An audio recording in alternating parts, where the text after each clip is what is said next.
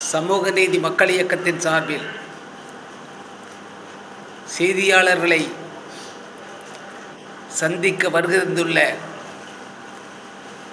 சமூக நீதி மக்கள் இயக்கத்தினுடைய தலைவர் அன்பிற்குரிய உயர்நீதிமன்ற வழக்கறிஞர் சிவானந்தம் அவர்களுக்கும் இயக்கத்தினுடைய பொருளாளர் நண்பர் பி அருணாச்சலம் அவர்களுக்கும் மற்றும் இங்கே இயக்கத்தின் சார்பில் இந்த சந்திப்பிலே கலந்து கொள்ள வந்திருக்கின்ற சமூக நீதி மக்கள் இயக்கத்தின் தலைமை நிலைய மாநில மாவட்ட நிர்வாகிகளுக்கும் இந்த சந்திப்பிலே கலந்து கொண்டு சமூகத்தினுடைய மறுக்கப்பட்ட நிலையிலே வாழ்ந்து கொண்டிருக்கிற மக்களுடைய கோரிக்கைகளை தங்கள் செய்தி பிரிவின் மூலமாக, தொலைக்காட்சி ஊடகத்தின் மூலமாக இதை வெளிக்கொணர வந்திருக்கின்ற அனைத்து செய்தி மற்றும் தொலைக்காட்சி ஊடக நிருபர்களுக்கெல்லாம் முதலில் நன்றி கலந்த ஜெய்பீம் வணக்கத்தை உரித்தாக்கிக் கொள்கிறேன். இன்றைக்கு நாங்கள் இங்கே வந்திருக்கின்ற இந்த சூழ்நிலை உங்களுக்கெல்லாம் புரியும். இப்போது இருக்கின்ற இந்த சூழல் என்பது அரசியல் கட்சிகளுடைய கூட்டணி, தொகுதி பங்கீடு,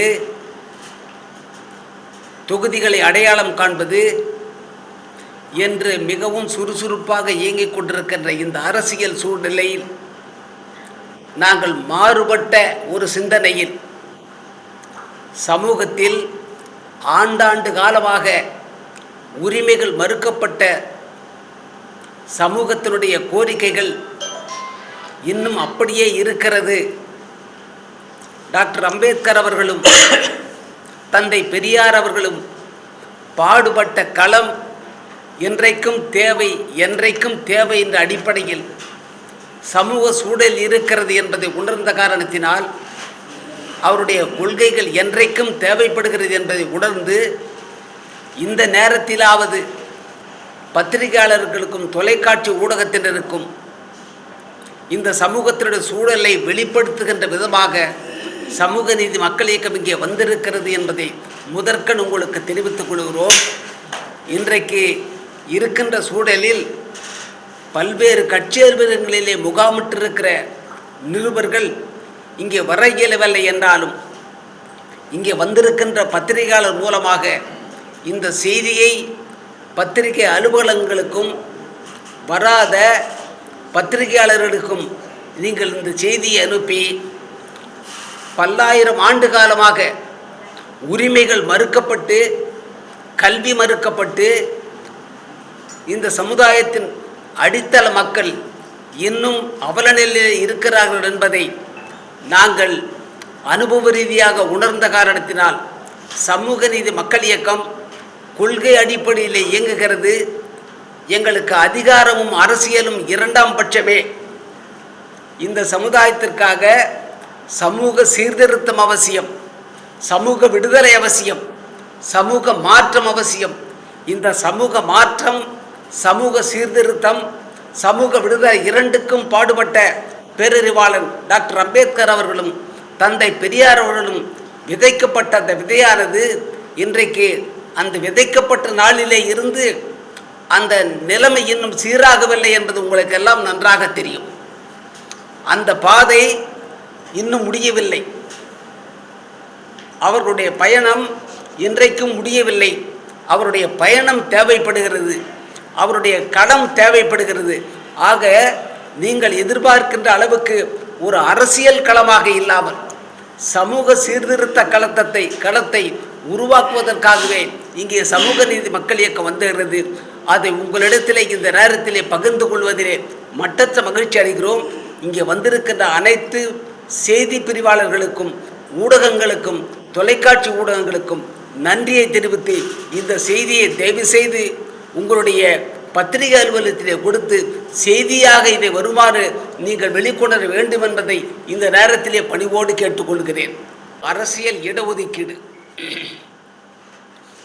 இன்றைக்கு சுதந்திரம் வாங்கி 79 ஆண்டுகளுக்கு பின்னாலே கூட இந்தியா முழுமைக்கும் இருக்கின்ற சட்டமன்ற தொகுதிகளும் பாராளுமன்ற தனி தொகுதிகள் அந்த மக்களுக்கு பயன்படாமல் முடக்கப்படுகிறது என்பதை உங்கள் கவனத்திற்கு கொண்டு வர விரும்புகிறேன்.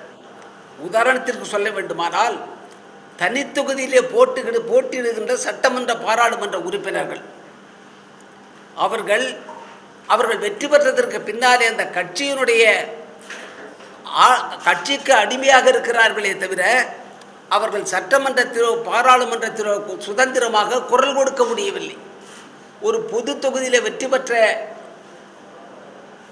எம்எல்ஏவாகவும் எம்பியாகவும் இருப்பவர் போலத்தான் இந்த தனி தொகுதியிலே வெற்றி பெற்றவர்கள் கட்சி வசமாக இருக்கிறார்களே தவிர தனியாக பாராளுமன்றத்திலோ சட்டமன்றத்திலோ கூட குரல் கொடுப்பதில்லை. உங்களுக்கு மிக நன்றாக தெரியும். உதாரணத்திற்கு ஒரு எம்எல்ஏ ஜெயிச்சாருன்னு சொன்னால் அந்த எம்எல்ஏ அவர் தொகுதியிலே நடக்கின்ற ஒரு ஆணவ படுகொலையை தடுத்து நிறுத்துவதற்கோ ஒரு பஞ்சமனத்தை பற்றி கேட்பதற்கோ அவர் முன்வருவதில்லை. குறைந்தபட்சம் அவர் சட்டமன்றத்தில் உரையாற்ற வேண்டும் என்றால் சட்டமன்ற கட்சி கொறடாவினுடைய அனுமதி பெற வேண்டும். சட்டமன்ற தொகுதியிலே போய் அவர் உரையாற்ற வேண்டும் என்றால் கட்சியினுடைய மாவட்ட செயலாளர் அனுமதி வேண்டும், ஒன்றிய செயலாளர் அனுமதி வேண்டும். இப்படி இருக்கின்ற சூழ்நிலையில் இப்போது இருக்கின்ற இடஒதுக்கீடு உங்களை பார்த்து நான் கேட்கிறேன், உங்களுக்கு தெளிவாக்க விரும்புகிறேன். இப்போது இருக்கின்ற இடஒதுக்கீடு கட்சிக்கா இந்த மக்களுக்கா என்பதுதான் இன்றைய தினம் இருக்கிற மிகப்பெரிய கேள்விக்குறி. கட்சிகளுக்கு பயன்படுகின்ற இடஒதுக்கீடு எங்களுக்கு தேவையில்லை. மாற்றாக பாராளுமன்றத்திலே தனி சட்டம் இயற்றி அதில் தேர்தல் ஆணையம் நடைமுறைப்படுத்த வேண்டும். என்று சொன்னால் தனி தொகுதியில் போட்டியிடுகின்ற வேட்பாளருக்கு சுயேட்சையான சின்னம் வேண்டும். முதலாவது கோரிக்கை. தனி தொகுதி எம்எல்ஏ எம்பி தொகுதிகளில் போட்டியிடுகின்ற வேட்பாளருக்கு சுயேட்சையான சின்னம், அதாவது தனி தொகுதிக்கு ஒரு தனித்தான அடையாளம் தேவை. இந்தியா முழுமைக்கும் இது உங்களுக்கு நியாயமாகப்படுத்துங்களா? முழுமைக்கும் தனி தொகுதிக்கு தனித்தான அடையாளம் கரெக்டாக சொன்னீங்க. பட்டியலானத்தவர் தான் இருக்கிறாங்க.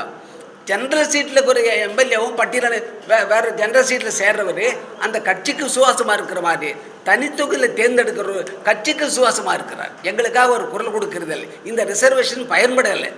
இதை ஒத்துக்கிறீங்களா?